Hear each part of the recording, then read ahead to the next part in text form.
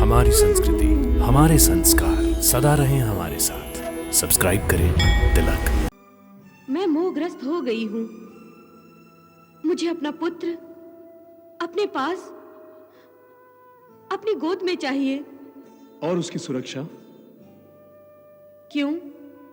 क्या आप उसकी रक्षा नहीं कर सकते? मैं एक तपस्वी हूं, कोई योद्धा नहीं जो तारकासुर अथवा अन्य किसी राक्षस या असुर के साथ युद्ध करने लगूं।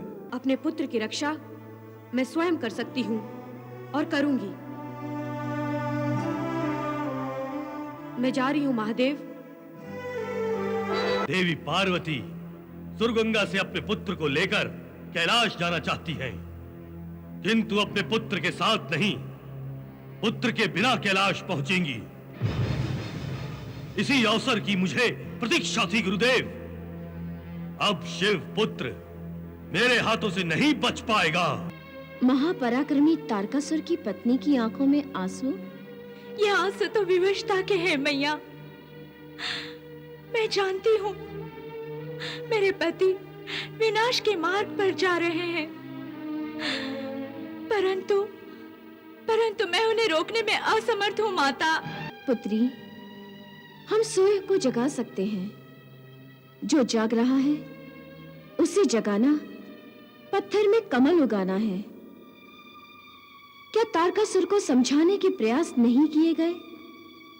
तुमने तो स्वयं यत्न किए, परंतु वो समझने को तैयार ही नहीं।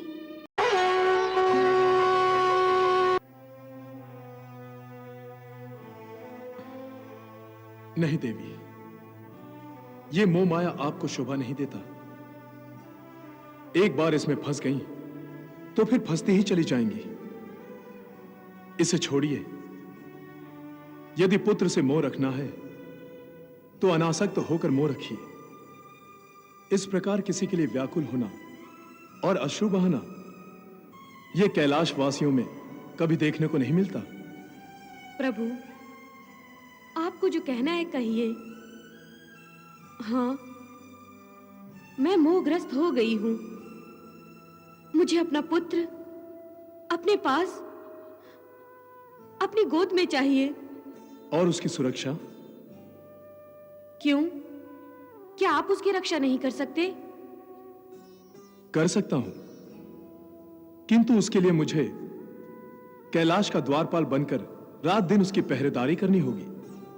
और देवी, मैं एक तपस्वी हूं, कोई योद्धा नहीं जो तारकासुर अथवा अन्य किसी राक्षस या असुर के साथ युद्ध करने लगूं। तो ठीक है प्रभु, आप रहिए अपनी तपस्या में, कीजिए अपना तप।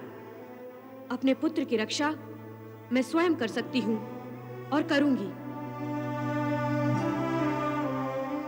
मैं जा रही हूं महादेव।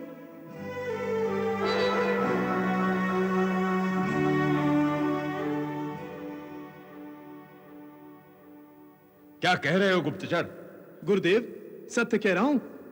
देवी पार्वती शिव पुत्र को लेने सुरगंगा जा रही है।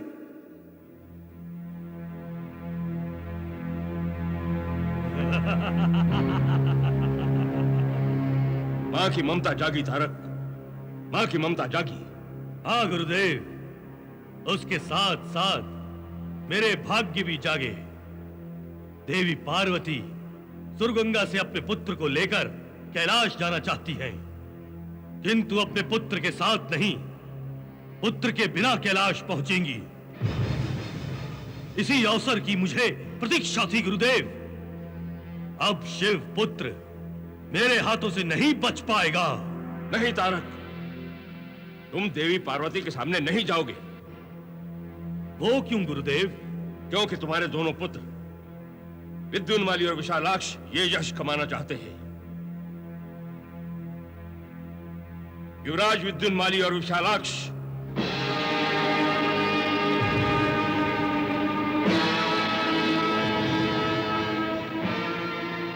प्रणाम गुरुदेव। आयुष्मान भव। प्रणाम पिताश्री। अभी अभी समाचार प्राप्त हुआ है कि देवी पार्वती अपने पुत्र को कैलाश ले जाने के लिए सुरगंगा जा रही है। हमें इस अवसर का लाभ उठाना चाहिए। हाँ, शिवपुत्र अब कैलाश नहीं पहुंचेगा गुरुदेव।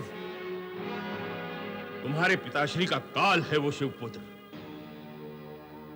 तुम उसे मारकर अपने पिता को अमर बना दो। जो आज्ञा गुरुदेव। हम शिवपुत्र का मृत शरीर आपके चरणों में लाकर रख देंगे पिताश्री। आशीर्वाद दीजिए गुरुदेव। विजयी भव।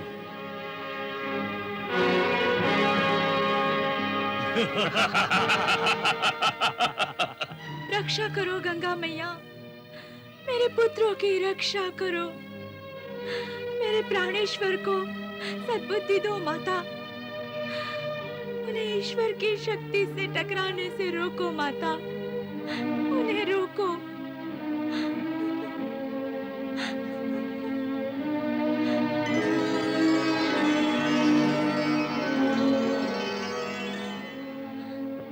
पुत्री तारा। मैया, गंगा मैया।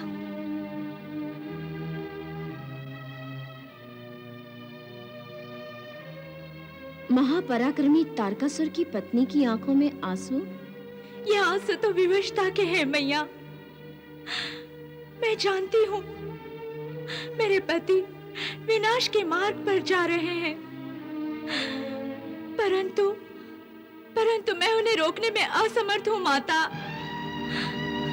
उन्होंने मेरे पुत्रों को शिवपुत्र की हत्या के लिए भेज दिया है। मेरी गोद सूनी हो जाएगी मैया। उन्हें रोकिए मैया। होने को कौन रोक सकता है पुत्री? आप रोक सकती हैं माता। आप तो उनकी अज्ञानता दूर कर सकती हैं। आप मेरे पति और मेरे पुत्रों को समझा सकती हैं।